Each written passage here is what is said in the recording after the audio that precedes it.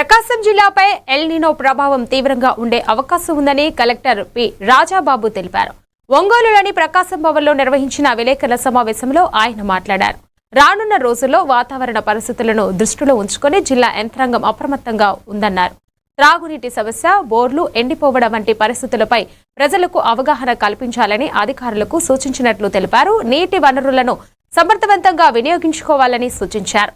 రైతులు ప్రత్యామ్నాయ పంటలపై దృష్టి సారించి ఆదాయ మార్గాలను కొనసాగించేలా అవగాహన కల్పిస్తున్నామని కలెక్టర్ వెల్లడించారు. ఈరోజు ఈ ప్రెస్ మీట్ యొక్క ముఖ్య ఉద్దేశం ఏంటంటే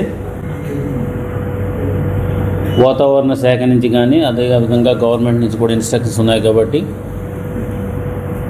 అందులో భాగంగా లాస్ట్ 3-4 డేస్ నుంచి కూడా పేపర్లో డ్రింకింగ్ వాటర్ సమస్యలు, తర్వాత బోర్స్ కొన్ని ఎండిపోవడం ఇలాంటివన్నీ కూడా న్యూస్ వస్తున్న నేపథ్యంలో ఇదంతా కూడా ఒకసారి అందరికీ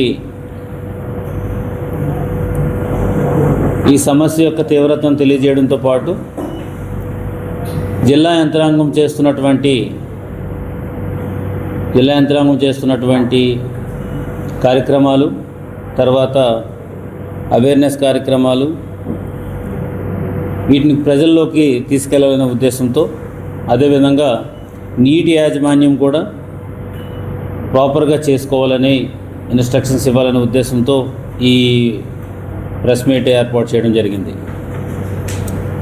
ఈ ఎల్ నినో ఎఫెక్ట్ వల్ల మనకి ఎట్లాగా మనకి క్రాప్స్ అవన్నీ వాటర్ ఇన్సెంటివ్ క్రాప్స్ అన్నీ కూడా హోల్డ్ చేయమని చెప్పేసి మనం ఆల్రెడీ చెప్పాము.